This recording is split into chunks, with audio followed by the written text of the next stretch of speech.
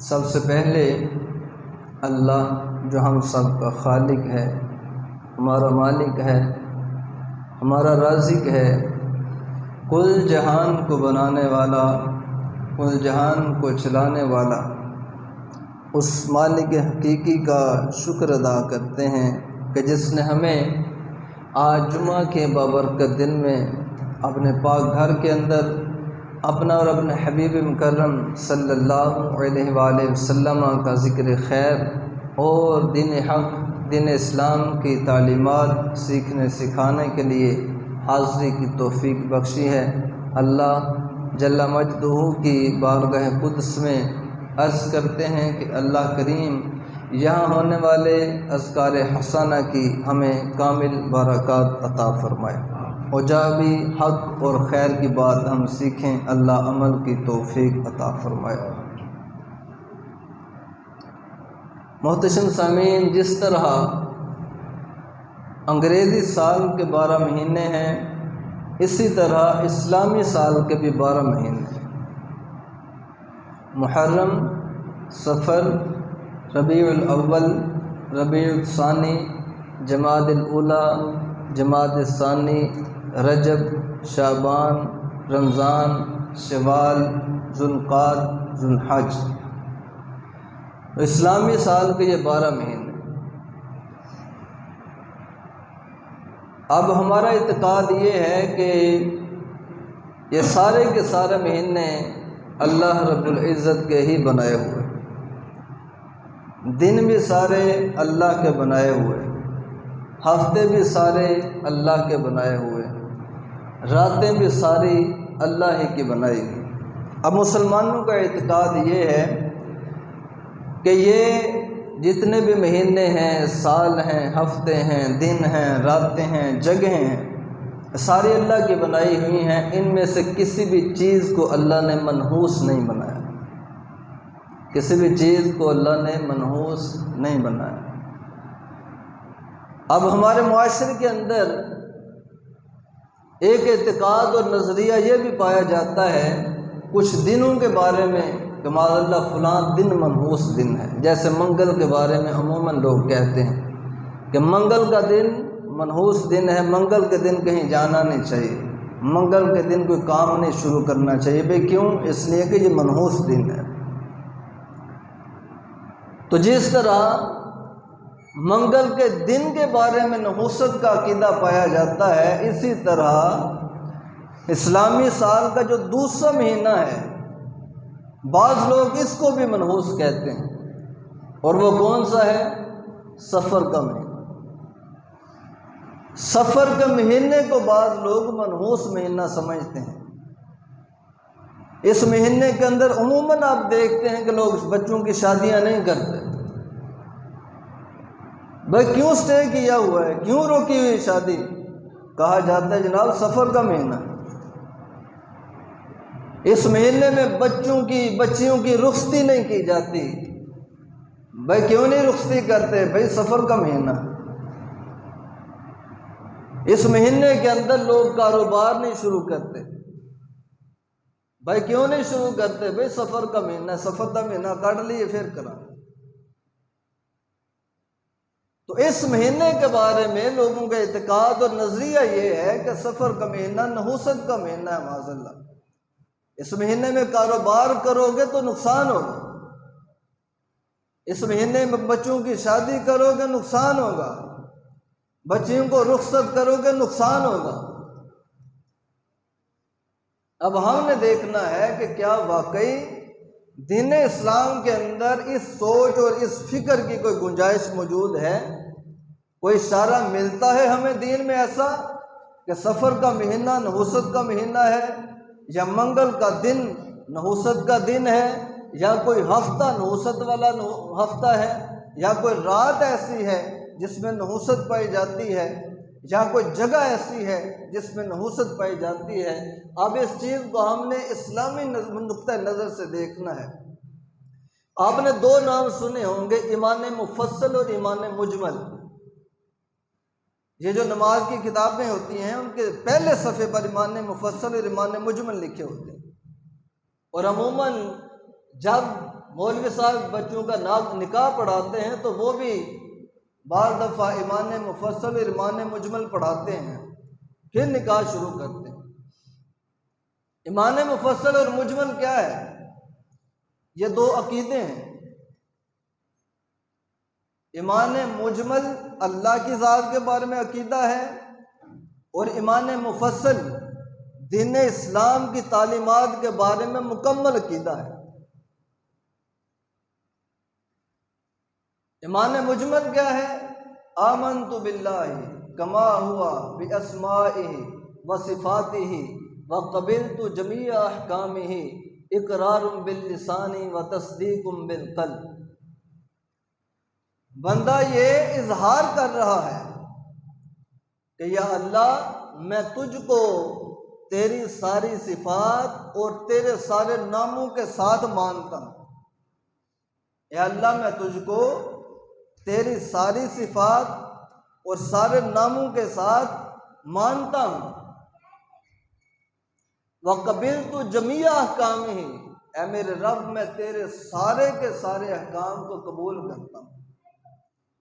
इकरारुम bill लिसान व तस्दीकुम bill क़ल्ब, तूने जितने भी मुझे अहकाम दिए हैं इस ज़बान से मैं सब का इकरार करता हूँ और इस दिल से सब की तस्दीक करता हूँ। ईमान मुजमल अल्लाह की ज़ात के बारे में अकीदा, और ईमान मुफस्सल क्या है? आमनतु बिल्लाहि व मलाइकतिहि व कुतुबिहि व रुसुलिहि वल यौमिल आखिरि वल क़द्रि खैरिहि व शर्रिहि मिनल्लाहि ताला वल बासी बादल मौत। इसमें बंदा क्या इकरार कर रहा है? बंदा कहते आमनतु बिल्लाहि, अल्लाह मैं तुझको मानता हूँ, मेरा इत्क़ाद है, मेरा नजरिया है कि अल्लाह वाजिबुल वजूद है, खुद से है, किसी का मोहताज नहीं। अल्लाह मेरा नजरिया है कि मेरा रब अज़ल से है, अब तक रहेगा। या अल्लाह मेरा इत्क़ाद है कि मेरा रब कादिर मुतलक है, जब चाहे जो चाहे कर सकता है, उसकी कुदरत में किसी किस्म की कोई कमजोरी नहीं है, कोई कमी नहीं है, कोई कजी नहीं है। अल्लाह मैं इकरार करता हूँ इस बात का कि मेरा रब हर जगह हर लम्हा देखता भी है और हर किसी को सुनता भी है। ना उसे ऊँघ आती है, ना नींद आती है। इन सारी सिफात के साथ हम अपने रब को मानते हैं। बंदा कहते आमनतु बिल्लाह, या अल्लाह मैंने तुझे मान लिया है। और दूसरा इत्क़ाद क्या बयान करता है? व मलाइकती, कि मैं अल्लाह के सारे फरिश्तों को मानता हूँ कि कायनात के अंदर अल्लाह ने जिन्नों को भी पैदा किया, इंसानों को भी पैदा किया, जानवरों और परिंदों को भी पैदा किया। इस कायनात में अल्लाह ने फरिश्तों को भी पैदा किया। अल्लाह के फरिश्ते भी हैं जो हमें नजर नहीं आते, लेकिन वो है, ये अकीदा रखना, ये ईमान है। अल्लाह ताला ने उनको मुख्तलिफ ड्यूटियां अता फरमा रखी। वो रब के हुक्म के ताबे हैं, वो रब के फरमा बरदार हैं। ये अकीदा रखना, ये ईमान है।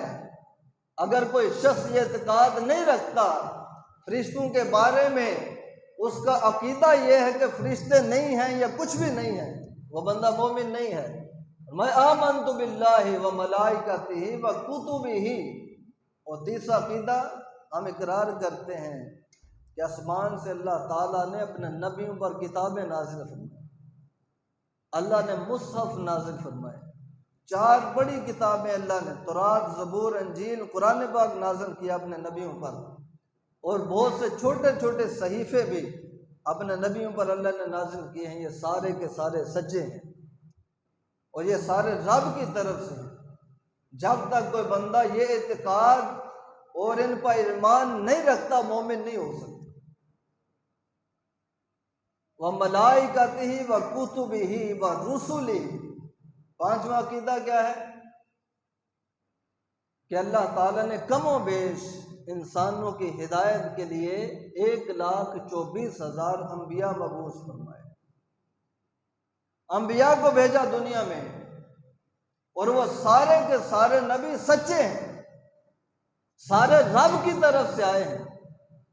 ये ईमान रखना, ये इत्काद रखना, ये ईमान है।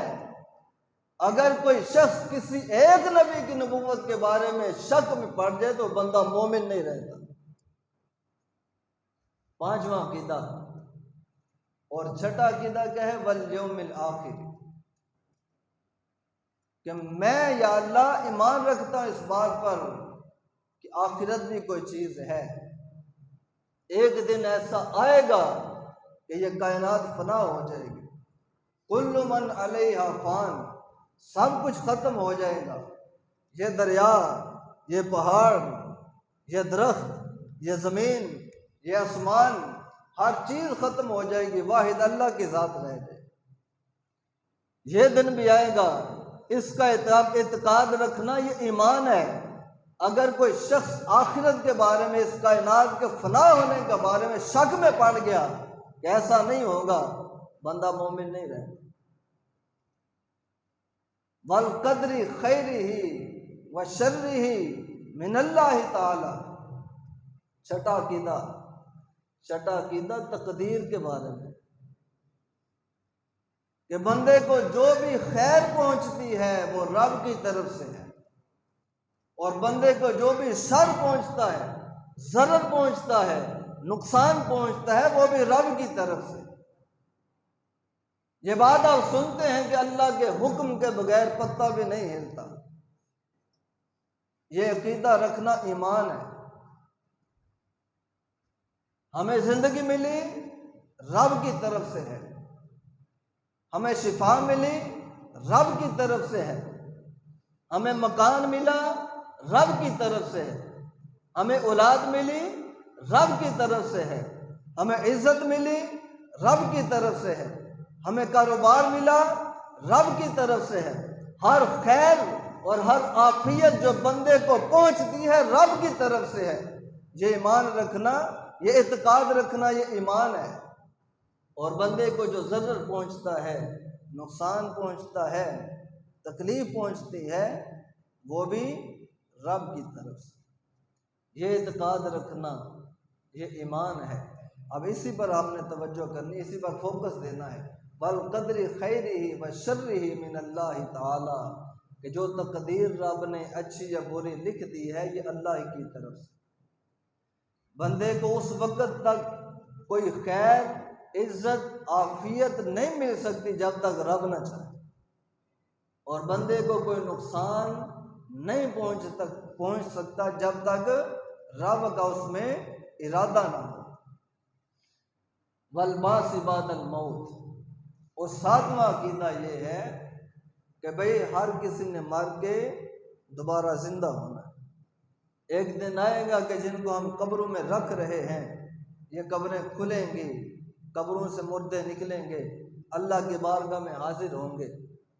ये है वल बासी बादल मौत। ये अकीदा रखना भी ईमान है। किसी शख्स का ये अकीदा अगर नहीं है तो मोमिन नहीं हो सकता। तो ये 7 अकीदे ईमान मुफस्सल के अंदर बयान किए गए। इन 7 में से किसी का एक भी मशकूक हो गया तो वो ईमान वाला नहीं हो सकता। तो इनमें से जो छठा अकीदा मैंने अर्ज किया है, वल कदरी खैरिही व शर्रिही मिनल्लाहि ताला वल बासी बादल मौत, कि भाई हर खैर और आफियत अल्लाह की तरफ से है। जब तक अल्लाह ना चाहे खैर नहीं पहुंच सकती, जब तक अल्लाह ना चाहे शर नहीं पहुंच सकता। इसी पे तवज्जो देनी है। तो हमने सुना भाई सफर का महीना नहुसत वाला महीना, ये मनहूस महीना है। बाज़ लोगों को हमने मनहूस करार दे दिया, बाज़ जगहों को हमने मनहूस करार दे दिया, किसी वक्त को हमने मनहूस करार दे दिया, किसी गाड़ी और मकान को हमने मनहूस करार दे दिया। भाई इस मकान में रहते हैं, इस वजह से नुकसान हो रहा है। ये गाड़ी जब से हमारे घर में आई है नुकसान हो रहा है। ये औरत जब से हमारे घर में आई है नुकसान हो रहा है। भाई अगर ये बातें हैं तो फिर तकदीर का अकीदा कहाँ गया? जो तकदीर है कि अल्लाह की तरफ से खैर पहुंचती है, अल्लाह की तरफ से शर पहुंचता है, फिर ये अकीदा कहाँ गया? अगर ये चीज़ें हमारे नफ़े नुकसान के मालिक हैं, अगर ये चीज़ें हमें नफ़ा नुकसान दे रही हैं, तो फिर तकदीर क्या है, अल्लाह का इरादा क्या है, अल्लाह की कुदरत क्या है। आला हज़रत इमाम अहमद रज़ा ख़ान बरेलवी रहमतुल्लाह तआला अलैह, आपसे किसी ने सवाल किया, सवाल करते हैं जनाब हमारे मोहल्ले में एक शख्स के बारे में मशहूर हो चुका है कि ये शख्स बड़ा मनहूस है, अगर कोई शख्स किसी काम से जा रहा हो, रास्ते में इसको देख ले तो उसको अपने काम में नुकसान होता है, इसलिए लोग डरते हैं इससे, और कभी रास्ते में ये नजर आ जाए तो लोग वापस आ जाते हैं, कहते हैं कि आज उसको देख लिया है, यकीनन नुकसान होगा, वापस आ जाते हैं। फिर इंतजार करते हैं इस बात का कि कब ये रास्ता छोड़े, रास्ते से हटे और फिर हम अपने काम पर निकले। और कहीं कोई फंक्शन होता है, किसी चीज़ का इफ्तिताह हो रहा होता है, अगर ये शख्स वहाँ आ जाए तो लोग वहाँ से इसे निकाल देते हैं कि ये शख्स मनहूस है, अगर इस वक्त यहाँ रहेगा तो नुकसान होगा, वहाँ से लोग इसे निकाल देते हैं। तो ये उस शख्स के बारे में लोगों का नज़रिया है। आप बताएं इसके बारे में क्या हुक्म है, क्या किसी को मनहूस जानना इस्लाम में इसकी कोई गुंजाइश है?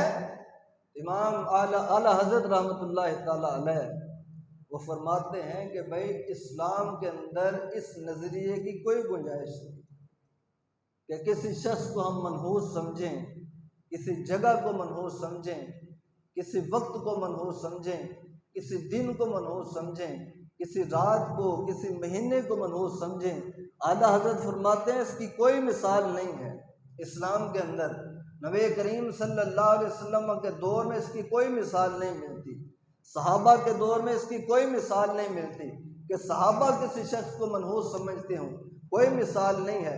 आला हज़रत फरमाते हैं ताबीन के दौर में इसकी कोई मिसाल नहीं मिलती, तबा ताबीन के दौर में इसकी कोई मिसाल नहीं मिलती। आला हज़रत फरमाते हैं भी इसकी मिसाल तो दूर की बात, मैंने तो हुजूर का ये फरमान पढ़ा है, आका अलैहिस्सलाम फरमाते हैं इज़ा ततय्यरतुम फमदू, क्या बंदे अगर किसी काम के लिए तू निकल पड़ा है, कारोबार के लिए निकल पड़ा है, ड्यूटी के लिए तू निकल पड़ा है, और रास्ते में कोई ऐसी चीज़ तुझे नज़र आ गई कि जिससे तेरे जहन के अंदर बदशगुनी पैदा हो गई, बदफाली पैदा हो गई, भाई अब अगर काम पर जाऊंगा तो नुकसान होगा। जैसे हमारे यहाँ मशहूर है कि भाई अगर रास्ते से काली बिल्ली गुजर जाए तो उस काम में नुकसान होता है, अगर हम रास्ते में उल्लू को देख लें तो नुकसान होता है, अगर रात को घर में बिल्लियां बोलने लगे या रात को कुत्ते रोने लगे तो नुकसान होता है। जैसे हमारे नजरिए हैं, तो आका ने फरमाया भाई रास्ते में जा रहा था किसी काम से, कोई ऐसी चीज तूने देख ली कि तेरे जहन में ख्याल पैदा हुआ कि अब ये काम करूंगा तो नुकसान होगा, या रसूलल्लाह हुक्म क्या है? आका फरमाते हैं फम दो, ऐ मेरे गुलाम वापस नहीं आना, बल्कि वो काम करके फिर वापस आना।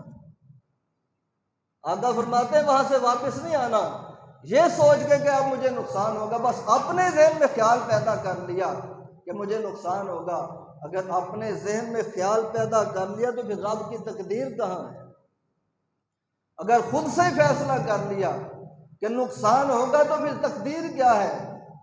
इस बंदे का तकदीर पे इसका मतलब ईमान नहीं है। हुजूर फरमाते हैं वहां से वापस नहीं आना, बल्कि काम मुकम्मल करके फिर वापस आना है। ये ना हो कि तू ये समझने लगे कि भाई कुत्ता भी नुकसान पहुंचा सकता है, ये ना हो कि तू समझने लगे बिल्ली भी नुकसान पहुंचा सकती है, ये ना हो कि तू समझने लगे भाई उल्लू भी नुकसान पहुंचा सकता है। हुजूर फरमाते हैं आगे जाना है, पीछे नहीं आना, ताकि अल्लाह की ज़ात पे तेरा अकीदा कमज़ोर ना हो, ताकि तेरा इत्काद कमज़ोर ना हो कि जो रब चाहता है वो होता है। जब तक रब नुकसान नहीं चाहता किसी को नुकसान कोई चीज़ पहुंचा नहीं सकती। और आला हज़रत फरमाते हैं मैंने तो ये पढ़ा है, नबी करीम सल्लल्लाहु अलैहि वसल्लम ने फरमाया कि अगर तेरे ज़हन में बदशगुनी पैदा हो जाए कि अब इस काम में मुझे नुकसान होगा तो ये दुआ पढ़ लिया कर, अल्लाहुम्मा ला तैरा इल्ला तैरुका वला खैरा इल्ला खैरुका वला इलाहा गैरुका। ये दुआ पढ़ लिया कर कि अल्लाह जब तक तू नहीं चाहता कोई नुकसान बंदे को पहुंच नहीं सकता। ला तैरा इल्ला तैरुका अगर कोई नुकसान होता है तो जब तक तेरा इशारा नहीं होता बंदे तक नुकसान नहीं पहुंच सकता, उसको कोई शर नहीं पहुंच सकता, उसे कोई तकलीफ नहीं पहुंच सकती। हुजूर फरमाते हैं फिर ये कहा कर वला खैरा इल्ला खैरुका, कि अल्लाह जो भी खैर आती है वो तेरी ही तरफ से आती है, जो भी खैर आती है तेरी ही तरफ से आती है। वला इलाहा गैरुका, और तेरे सिवा माबूद कोई नहीं है। आला हज़रत फरमाते हैं कि अल्लाह के हबीब ने फरमाया कि ये दुआ पढ़ लिया कर और फिर अपने काम पे चला जाया कर। अगर ये दुआ पढ़ के अपने काम पर चला जाएगा तो अल्लाह तुझे खैर अता फरमाएगा, अल्लाह तुझे खैर अता फरमाएगा। और वो लोग के जिनका नज़रिया ये है, जो बदशगुनी को मानते हैं, भाई कोई दिन भी मनहूस है, कोई रात भी मनहूस है, कोई चीज़ भी मनहूस है, कोई जानवर और परिंदा, कोई औरत भी मनहूस है, वो लोग जो ये नज़रिया रखते हैं उनके लिए आका अलैहिस्सलाम ने बड़ी सख्त वईद बयान फरमाई, बड़ी सख्त वईद बयान फरमाई है। अल्लाह के हबीब सल्लल्लाहु अलैहि वसल्लम फरमाते हैं कि कोई शख्स किसी काम पर जा रहा था, दुकान पर जा रहा था, कारखाने की तरफ जा रहा था, फैक्ट्री की तरफ जा रहा था, किसी को कुछ देने जा रहा था, सखावत करने जा रहा था। हुजूर फरमाते हैं कि रास्ते में जहन में कोई चीज़ पैदा हुई, कोई बदशगुनी और बदफाली पैदा हो गई, भाई अब ये काम करूँगा तो नुकसान होगा, और वहाँ से वापस आ गया। आका अलैहिस्सलाम क्या फरमाते हैं? हुजूर फरमाते हैं कि ये शख्स शिर्क के अंदर मुब्तला हो गया, ये बंदा शिर्क में मुब्तला हो गया। जिसने रास्ते में बिल्ली देखी और वापस आ गया, जिसने रास्ते में काला कुत्ता देखा और वापस आ गया, जिसने रास्ते में उल्लू देखा और वापस आ गया, और ऐसे शख्स को देखा जिसके बारे में ये मशहूर था कि ये बंदा मनहूस है, उसे देखा और अपने काम से वापस आ गया। दुकान पे नहीं गया, कारखाने नहीं गया, फैक्ट्री नहीं गया, नौकरी पर नहीं गया, वापस आ गया कि अगर अब जाऊंगा तो नुकसान होगा। अल्लाह के हबीब फरमाते हैं ये बंदा शिर्क में मुब्तला हो गया, इसका अकीदा कमज़ोर हो गया। वो जो अकीदा था कि खैर अल्लाह की तरफ से पहुंचती है, शर भी उसी की तरफ से है, वो जो अल्लाह की ज़ात पर अकीदा था वो इसका कमज़ोर हो चुका है, क्योंकि अब ये समझने लगा है कि कुत्ता भी नुकसान दे सकता है, बिल्ली भी नुकसान दे सकती है, कोई मनहूस शख्स भी नुकसान दे सकता है। अब ये समझने लगा है, मतलब ये कि अल्लाह की कुदरत में इसने इन चीज़ों को शामिल कर लिया है। हुजूर फरमाते हैं मुश्रिक हो चुका है, शिर्क में मुब्तला हो गया। तो इन चीज़ों को आका अलैहिस्सलाम ने शिर्क करार दिया है। वो तकदीर कहाँ गई? जब बच्चा 4 महीने का होता है तो रब की तरफ से फरिश्ता मां के पेट में आता है, पहले तो उसके जिस्म के अंदर जान डालता है, फिर लिखता है कब तक जिंदा रहेगा, और फिर लिखता है उसकी पेशानी पर कि इसको जिंदगी के अंदर क्या क्या नफ़ा मिलेगा, क्या क्या नुकसान होगा। ये तकदीर फिर कहाँ गई? इसका अकीदा कहाँ गया? तो हुजूर फरमाते हैं कि जिसने बदशगुनी ली, बदफाली ली, वो बंदा शिर्क के अंदर मुब्तला हो चुका है। और इससे भी आगे की बात अर्ज कर, हमें इस बात पर फख्र है कि हम हुजूर के उम्मती हैं, फख्र के साथ कहते हैं, नाज करते हैं इस बात पर कि हम हुजूर के उम्मती हैं। लेकिन हुजूर अपना उम्मती किसको मानते हैं वो भी अर्ज करता चले। नबी रहमत सल्लल्लाहु अलैहि वसल्लम फरमाते हैं लैसा मिन्ना मन ततय्यरा व तुतय्यर लहू। आका फरमाते हैं कि जिस शख्स ने बदशगुनी ली, बदफाली ली, ये समझा कि अल्लाह के अलावा भी कोई चीज़ें नुकसान दे सकती हैं, जिसने समझा कि अल्लाह के अलावा भी कोई चीज़ें नफ़ा दे सकती हैं, फरमाया कि वो बंदा मेरे दीन पर नहीं है। लैसा मिन्ना, बाद ने तर्जमा किया हुजूर फरमाते हैं मेरा उम्मती नहीं है, और बाद ने तर्जमा किया हुजूर फरमाते हैं ये बंदा मेरे दीन पर नहीं है, और फरमाया वो बंदा भी जिसके लिए बदशगुनी ली गई है, फरमाया लैसा मिन्ना, ये भी मेरे दीन पर नहीं, क्योंकि मेरे दीन ने तो बदशगुनी सिखाई नहीं है, बदफाली सिखाई नहीं है। ये जैसे हम रोड पर बैठे हुए लोगों के पास चले जाते हैं जो हाथ चेक करते हैं, हाथ के लकीरें देख के आपकी किस्मत बता रहे होते हैं, हाथ के लकीरें देख के आपकी तकदीर बता रहे होते हैं। भाई आइंदा आने वाले हफ्ते में तेरे साथ ये होगा, आने वाले महीने में तेरे साथ ये होगा, आने वाले साल में तेरे साथ ये होगा। ये लोगों की तकदीरें बता रहे होते हैं। भाई तकदीर क्या इन्होंने लिखी है? तकदीर तो तेरे रब ने लिखी है। ये कैसे बता सकता है कि आइंदा हफ्ता तेरे साथ ये होगा, आइंदा साल तेरी शादी हो जाएगी, आइंदा साल तुझे कारोबार में नुकसान होगा? ये तो हर चीज़ ही बता देते हैं। भाई कहाँ से इतना इल्म आ गया? तो इन लोगों के पास जो लोग जाते हैं अपने हाथ दिखाते हैं, आका अलैहिस्सलाम फरमाते हैं जो तेरा हाथ देख रहा है ये भी मेरे दीन पर नहीं है, जो हाथ दिखा रहा है ये भी मेरे दीन पर नहीं। जो तेरा हाथ देख के तेरी तकदीर बता रहा है ये भी मेरा उम्मती नहीं है, और जो इसको हाथ दिखाकर तकदीर पूछ रहा है ये भी मेरा उम्मती नहीं है। लैसा मिन्ना मन ततय्यरा वला तुतय्यिर लहू। तो यहाँ तक हुजूर ने वईद बयान फरमाई। हुजूर तो उसे अपना उम्मती नहीं मान रहे। जो अहले गैरे के पास जाकर अपनी तकदीर के फैसले करवाता है, अपनी जिंदगी का सही और गलत पूछ रहा होता है, खुशी और गम पूछ रहा होता है, अपने अकीदों को मजबूत करें, अपने अकीदे को मजबूत करें। अब इन झंझटों से निकालने के लिए उलमा ने बड़ी प्यारी हिकायत बयान की। उलमा लिखते हैं कि भाई एक बादशाह था, उसका दरबार लगा हुआ है, वजीर मुशीर बैठे हुए हैं, अवाम बैठे हुए हैं। बादशाह के जो नौकर हैं वो एक शख्स को पकड़ा हुआ है, बादशाह के दरबार में ले आते।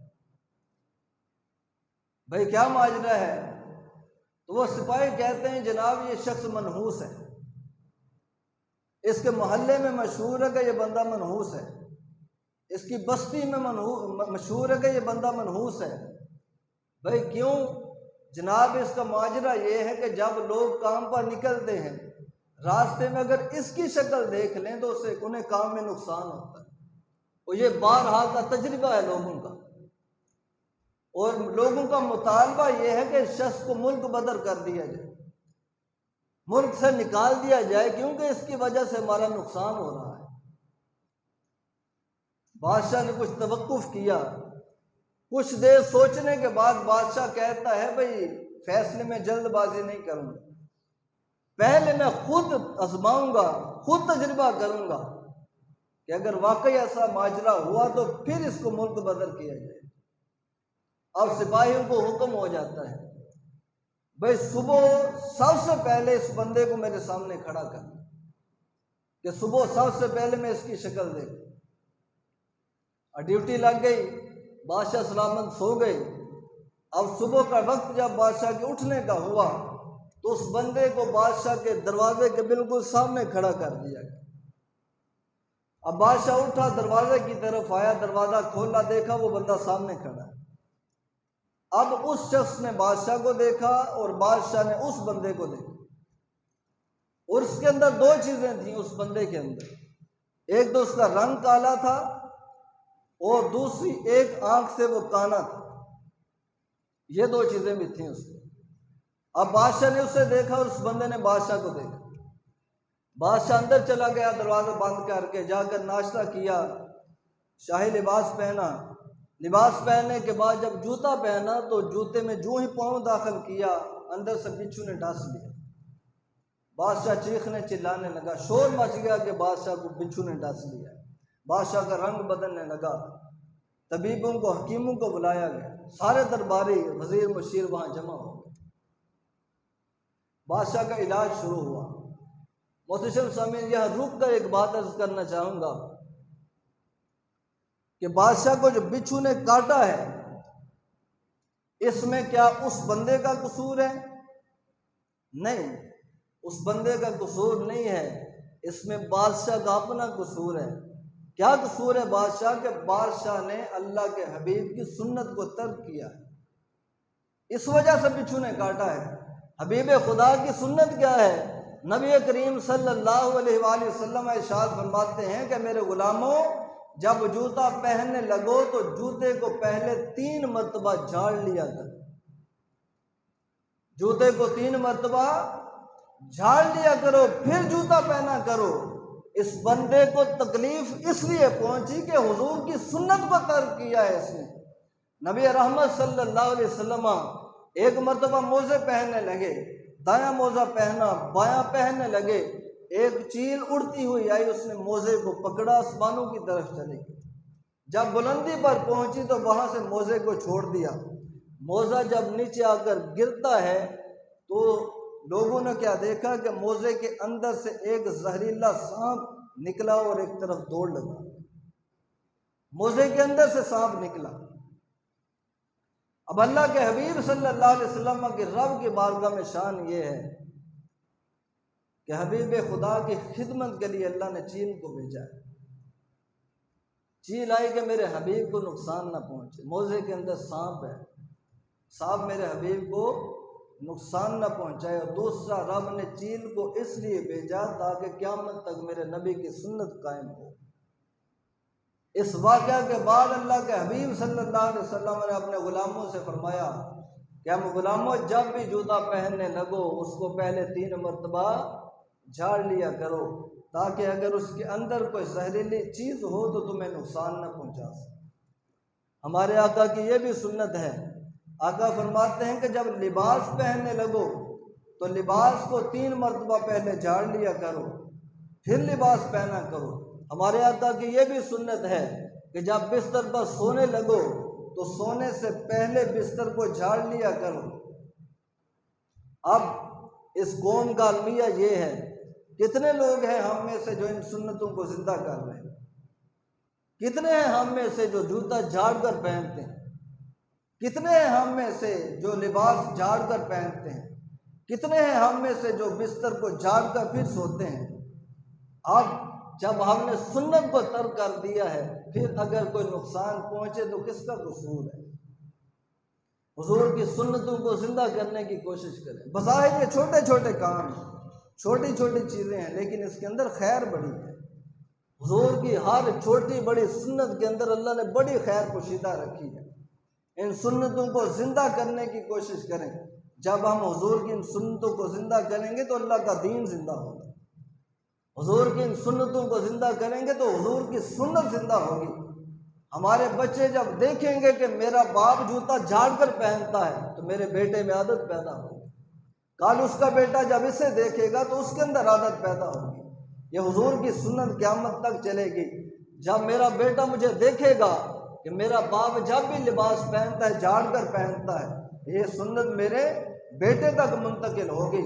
मेरा बेटा जब देखेगा कि मेरा बाप जब सोने लगता है तो बिस्तर को झाड़ कर फिर सोता है, ये सुन्नत मेरे बेटे तक मुंतकिल होगी। और अल्लाह के हबीब सल्लल्लाहु अलैहि वसल्लम का फरमाने वाली शान क्या है? हुजूर फरमाते हैं, लोगों ऐसा दौर भी आएगा कि जब लोग मेरी सुन्नत को तर्क कर चुके होंगे, उस ज़माने के अंदर, उस दौर के अंदर जो बंदा मेरी एक सुन्नत को जिंदा करेगा, अल्लाह उसको 100 शहीदों का सवाब अता फरमाएगा। अल्लाह उसे 100 शहीदों का सवाब अता करेगा। तो नबी रहमत सल्लल्लाहु अलैहि वसल्लम की इन सुन्नतों को जिंदा करने की कोशिश करें। तो उस बादशाह को तकलीफ पहुंची क्यों?